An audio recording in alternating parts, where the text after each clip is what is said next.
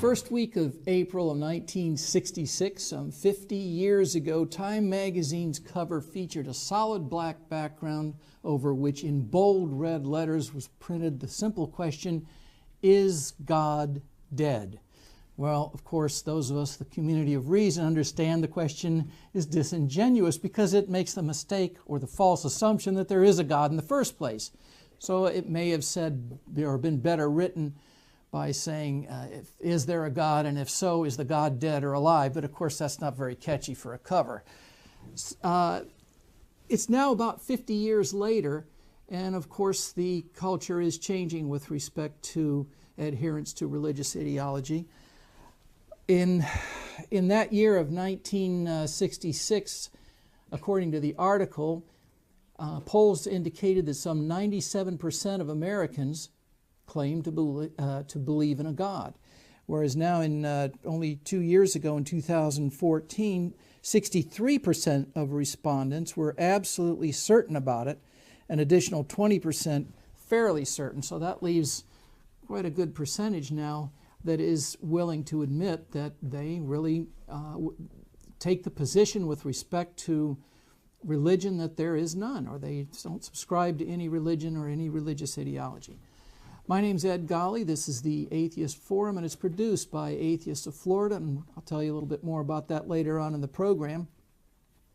I think that back even 50 years ago, certainly more than 3% of the population rejected religious beliefs, but they were afraid to say it because of social pressure or family harmony, or for whatever reason. I was one such person. I was, like everybody, born an atheist, but unlike most people in this country or in the rest of the world, was never indoctrinated into any religion. I never went to church. Both of my parents were atheists, so my sister and I were both atheists.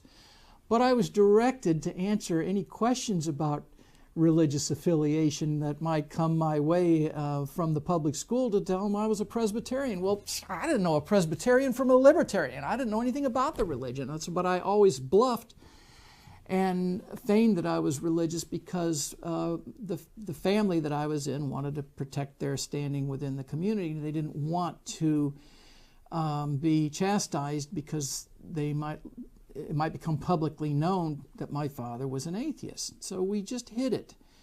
And I think a lot of people did, and now the culture is more receptive to those of us who reject religion. And it's probably even today more common than the polls would suggest, and for the same reasons. So we have a few people here in our studio today that we're going to talk to about religion, because mine is really the most unusual story about how one becomes an atheist. Atheist at birth, remaining an atheist through life. Most people, of course, are indoctrinated into a religion, and then typically in their late teens to early 20s begin to question the religion, especially if they know a lot about it. And then when they find that their questions are not really substantially answered, or they don't get any rational response to it, they begin to question everything they've been taught through their lives and eventually come to atheism. And even though we have conflicting ideas about the definition of atheist within the atheist community, still, they are what we call nuns, which are people who reject religion wholesale and have no involvement with it in their lives. Now, in the county that we're in, Hillsborough County, the number is about 20%, so 1 out of 5 people in this county, which is a county that's larger than a lot of congressional districts, claim that they have no connection to any religion, and they're able to live their lives free of all of the issues that religion can bring into a life that can cause conflict, which really is, as I see it, is the main conflict among our political system today. They are religious issues. And it's the biggest interference with our being able to get along harmoniously as a culture. So let's talk to some of our audience members today and see who can tell us a little bit about how they became an atheist. Let's start with, no, not the dog. How about you, Nan? pick up Mike and, and talk to us a little bit. This is Nan Owens. Tell us who you are, where you live, where you came from, and my name is Nan Owens. I live in Mango, Florida, which is just east of Tampa, Florida. And I'm a Chicagoan born, and most of my life lived there. Of course, I was born an atheist like most people. I was not truly inculcated into any specific religion. I went through the Illinois foster system, so I was in various homes and don't recall really most of them being very religious at all. Mm. The last home that I was in, where I was for the longest period of time, we went to Sunday school and church and that, not because the parents were religious. In fact, I think the father was probably an atheist, but because that's what you do in your community. Children go to Sunday school, and the mother would now and then go to church, and of course her social life was the ladies' guild, and she used to complain that when the minister would visit it, sometimes he talked too much about religion. So, and it was a mainstream Protestant church wherein basically the social gospel was preached. My teenage rebellion was to become religious, the opposite of most teenage rebellions. I started going to an evangelical church and became saved and decided that God had called me to become a missionary. So when I graduated from high school, I went to Moody Bible Institute. From there, I went to New Tribes Mission, which is a group that particularly works with Aborigine peoples around the world. While I was there, the plan was for me to become a linguist, and in fact probably a troubleshooting linguist to help other linguists, because the groups that they worked with, many of them did not have known languages, they didn't have an alphabet, were not familiar with books and things like that. So that aspect of it was rather exciting.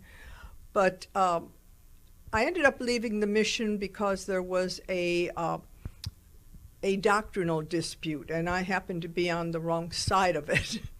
So I went back to Chicago and went to work, and in the meantime kind of cast around for what kind of a mission that I would go with, because I was still planning to become a missionary. I met a man that I later married, and he was going to become a minister. So upon our wedding day, we drove up to the seminary in Wisconsin, Mission House Theological Seminary, of which his class was both the 100th class and also the last class, because they had joined together with another seminary and opened up a brand new one. He went into the ministry, had two churches in South Dakota, lasted less than a year, and we ended up back in Chicago. I went back to school, and he got a job. And as I went to school, as I studied history, as I studied psychology, physiology, the more that I studied, the less that it made sense what I had been taught in theology. And it was about a 3 to 4 year journey that was mostly done by myself. The first minister that I went to, which was of my denomination, when I asked him the questions, probably because I had had, about 8 years of theological training, which is more than some ministers do, particularly of the evangelical brand, could not answer my questions and very often couldn't quite understand them. He was a nice guy, and he was a good minister for most people. Most people don't get into theological issues in church. But it was kind of a lonely journey. I wasn't trying to go anywhere. I was just trying to figure out what was going on. At times I tried to turn off my thoughts, and that didn't work too well. So one day when I was I was working for an orthodontist in Des Plaines, Illinois, and we would have discussions about literature and theology and things like that, which was kind of unusual, but he happened to be interested in those things. One day he told me that I was an atheist, which no. But he was right, and the reason that he knew it was that he was an atheist himself. And although he also, like many people, was practicing a religion for the sake of his family and his community. So that's just how it happened. That's incredible. As I learned more, I couldn't reconcile it. Did you discuss a lot of those issues with other people in, well, your friends, people your age group that, you know, if you weren't getting answers from the hierarchy in the religion or in the church, did you ever get into these discussions with friends? And how did they react? I didn't. In fact, for many, many years, I did not meet another person who would admit to being an atheist. I lived in Park Ridge, Illinois for quite a while. That's Hillary Clinton's old hometown. It tends to be heavily Catholic, but also various Protestant groups as well. And it's quite religious and also quite Republican. But and in fact, I was just up there a couple weeks ago. A good friend of mine from there died, and I went to her wake and her funeral mass. And you know, not much has changed. When I lived there, most of the time I was rather quiet. I was a leader, a campfire leader, and for some people, people are taught that an atheist is evil and has no morals and things like that. So a lot of us for many, many years kind of are quiet. I mean, we're moral and we don't lie, we just don't bring it up. When things came up and I lived there during those years, I did say that I was an atheist, and nobody seemed bothered by it. I think it was because they felt, well, Nan has some strange ideas anyhow. That's just another strange thing that she floats. But since I've been away, when I visit back, I find that when this comes up, people are actually angry. And I think it's because it's gotten more well-known now. Christopher Hitchens and, you know, the various Sam Harris and the many atheists who are on TV and who write books and things like that. And so people see it now as something serious and not just, a funny little thing somebody might say. Well, I have thought for a long time that the foundation of our culture's hostility toward atheism had its roots in the Cold War, because when the two fundamental economic systems in the world were contrasted, which were communism and capitalism, we were taught that our system, of course, is the better system and provides more opportunity. Well, the communists were saying, well, but on the other hand, we're going to make sure every person has a job and every person has a chicken in every pot and everybody's going to be able to eat and be taken care of. The people the adults who lived in that time period as this Cold War came into being right after the Second World War had vivid memories of the horrible depression that this country had gone through as a result of being a capitalist society, right? And that's what the economic system gave us, was feast or famine. And when it was famine, it was famine. And of course there were no social safety nets in place to help people keep their homes or keep their kids fed through the Great Depression. So how to delineate which system is better, right? There might be too many people over here thinking, gee, I'd rather have a job all through my life and a home and an income and food than go through the prospect of another crushing depression where I'm going to lose everything. So the powers that be decided that the way to ensure that we knew we were right is to say, well, God is on our side. We are the good guys because we're the Christians, and the commies are the evil atheists, which that was sort of an on and off situation through the Soviet Union and through on the other side of the Iron Curtain through the war. Stalin using religion when he needed it and rejecting it when he didn't. But I wonder if though if that's really the foundation of the issue, or is it just a matter of the way that religion teaches us that faith is a virtue and those that don't have it are horrible people and we should avoid them at all cost? I think it's the second that you said.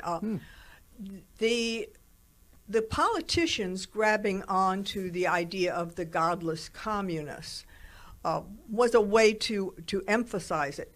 But hostility to atheism has been there through the ages, and of course largely taught by religion.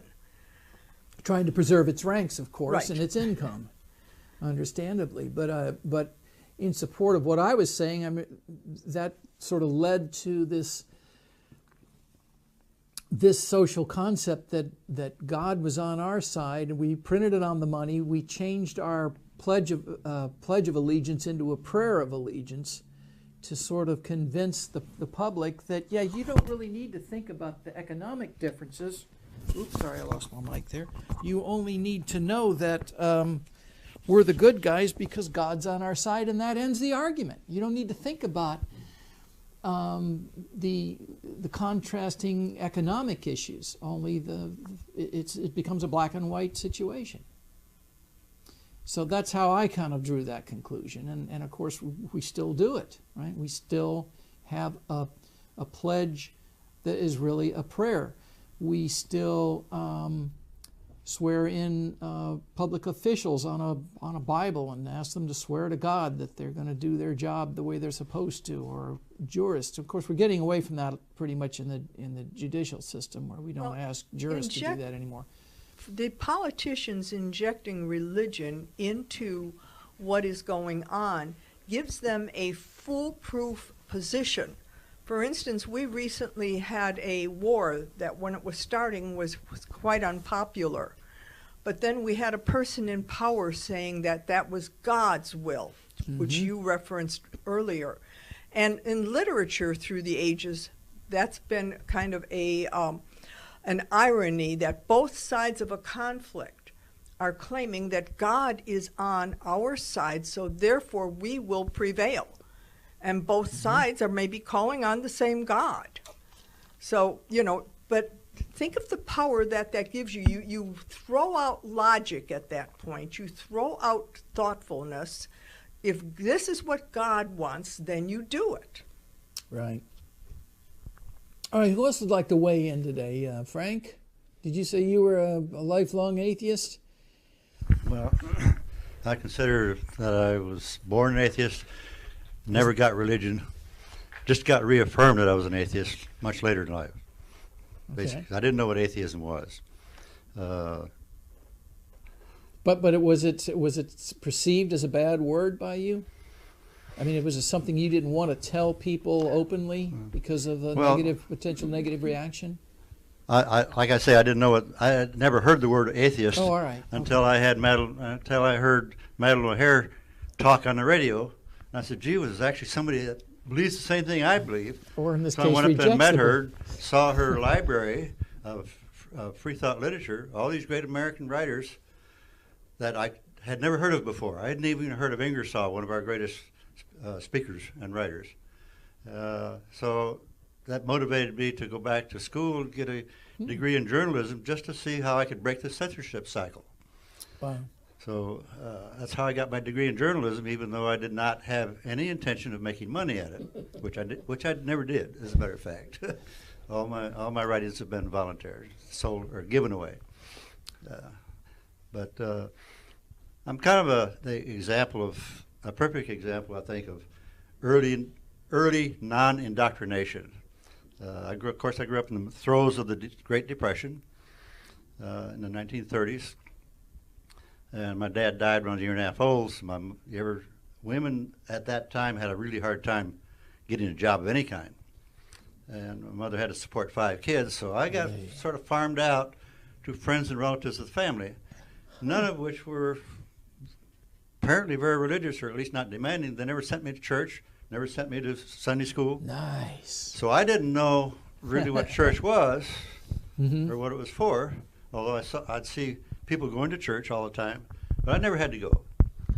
But then when it was time for me to start school, first grade, my mother decided, well, it's time you got religion, so she put me in a Catholic school. Oh, Well, after observing the real world for the first 7 years of my life, then getting thrown into a Catholic school where they were trying to indoctrinate me into religion. I didn't know what religion was up to that point. Nothing made sense. So I was a rebel. And of course, the Catholic Church demands obedience and rote learning. Well, the rote learning was fine for reading, writing, and arithmetic. That worked out fine. But the religious training definitely was not. And I rebelled against that, and I didn't get along very good. My grades were very poor. I'd skip school if I could. wow. But then I had a ear infection. I developed an ear infection in second grade. My mother thought I was, because of my poor grades, she thought I was going deaf. So she enrolled me in a public school that had a special needs department. And all of a sudden my grades went from D's to A's. Oh. She never did figure that out. But the ear infection turned out to be a result of tonsillitis. I had my tonsils removed and it went away. Fortunately, I was able to stay in the public schools. Nice. Because I was doing so well. So she let me stay there. Okay. So I just never heard the word atheist at all. The first time I think I was aware of my non-religion was when I went into the Navy when I was 19. Yeah. They sent me to San Diego boot camp from Wisconsin. They sent me all the way to San Diego for boot camp. On the way down there, one of the other recruits was asking me, or started talking about religion, and I said, well, I don't have any religion. He said, what, you don't believe in God? If you don't believe in God, what else is there? And without hesitation, I said, people, what else is there? Yeah. And that all of a sudden made me That's great. aware of religion. And they sent me over to the Philippines, and I got to study religions in other countries, in the Far East particularly, all these Buddhism and so on. That got me interested in it, but I couldn't accept any of them because they just all seemed to worship something that's non-existent. It seemed to me like it was all imaginary. Yeah. And it wasn't until 1978, I was 45 years old, that I heard Madeline O'Hare. I became very interested in it, went back, got my degree in journalism, started working with the humanists and the atheists in Texas. I was living in Texas at the time. And became very involved in it, started several humanist and chapters over there. Did a lot of writing. We did some, that's where I got started doing some writing because of my journalism. Mm-hmm. Put on some humanist conferences, and I've been active in the system ever since. Okay. Yeah, you know, I think something that puzzles me is this concept that this Jesus character died for our sins, but then according to the stories I hear, that the whole point of Easter is that he was resurrected, right? So if he came back to life, what's the big sacrifice? And you know, we're supposed to build our whole lives around this concept of this huge sacrifice he made, but he didn't make any sacrifice at all. Am I right? Isn't that the deal? Or do I just not understand the story? When you study history from many different sources, you find out that the oldest religion probably started in the Indus Valley in India and spread both ways, both to the east and west. And the Jesus story, the Osiris, is basically the same story. Sure, yeah. You can go all the way back to 5,000 years, and it's the same story being repeated over and over with new names, new places, and so on. The virgin birth is common in that, right? Yeah, virgin birth. There's a book out that came out back in the 1800s, 16 Crucified Saviors. And it kind of shows all these Savior stories. And they go 16 in succession, where one just borrowed from the other. Even though the names are the same. Yeah. They didn't even bother to change the names. Mary is always the Virgin Mother, and so on. Well, we're going to hear from one more today. So I look at the evolution. I look at religion as evolutionary, just like human evolution. It grew up with us, and it's going to take a lot of evolutionary knowledge of history and so on, and the scientific method particularly applied to history in order to break the cycle. Yeah, but I see it gradually breaking all the time, especially in first world countries, Western Europe, right? Where the internet has been the greatest tool, because now we grew up in communities. A small community is easily taken over by religion, but now 5-6-year-old kids can talk to Japan, Europe, Asia, or Africa on their cell phone or on their computer. Yes. And now they're exchanging ideas, so that the community indoctrination is breaking down very rapidly because of the internet. I think that's an excellent point, Frank, and I'm glad you brought that up. I want to talk just a moment about Atheists of Florida. We're a nonprofit membership organization headquartered in Tampa. This is our newsletter that we publish quarterly at least. And we invite you to join and support us. Our membership dues are pay what you want, and you can learn more about Atheists of Florida at our website, which is, oddly enough, atheistofflorida.org. So I invite you to visit that and communicate with us and find out more about us. Steve Brown, will you talk to us a little bit? Sure. Tell us your story quickly and well, I don't know comments. when I became an atheist. I only knew it when I heard myself speak some words to my father, who didn't raise me. He was an absentee father. I had a stepfather who lived in my home with me. And I think I was 20, and I had spent 2 years at the University of Chicago. I had a partial scholarship, and my father supported me financially, otherwise. I don't know where it came from. He asked me if I believed in God, and I said no. The next words out of his mouth stunned me. I can't continue to send you to college. Ah, and that was that. That's unbelievable. That was the first time I realized I was an atheist. I mean, no one had asked me if I believed in God. I didn't. And why, I don't know. Fortunately, I was spared indoctrination in my home. I think I've said before at various of our meetings, the only time I heard God mentioned was when my stepfather hit his thumb with a hammer, and God damn, and so forth. But there was an overlay of religion in the Florida schools. I grew up in St. Petersburg. And I think at least in high school, say, the day started with the Lord's Prayer coming over the loudspeaker, something like that. So there was that overlay of religion. And my only contact was through playmates. When I was 5, I admired a boy 2 years older, Sheldon Allen Cohen, who remains a friend of mine today, although he lives in Australia. And he went to a Reformed Jewish temple. So I went to a Reformed Jewish temple. And then later on, my closest playmate was Alan Steinbach. And his father, another Steinbach, of course, pastored the Grace Lutheran Church, just 2 blocks from my house. So I went to Sunday school there.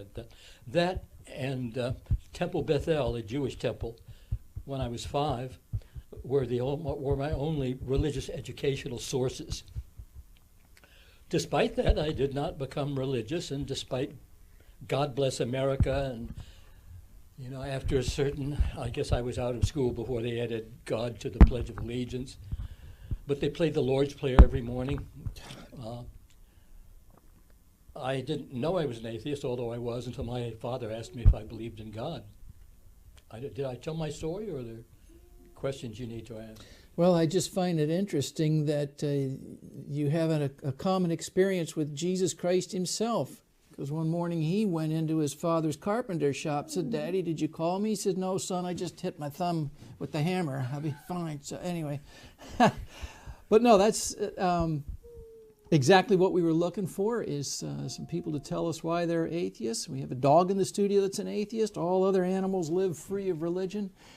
And we focus mainly on separation of state and church because we don't want to see our culture, our government imposing religion or its ideologies on us, because that's the way we can be the freest we can be in our lives.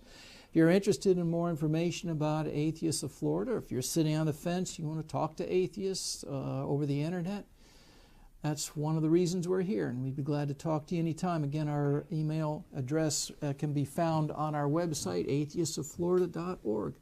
So I hope you'll join us next time for another edition of the Atheist Forum. Till then, I'm Ed Golly reminding you, if the story seems a little too implausible to be true, don't believe it just because somebody wrote it down. Make them prove it.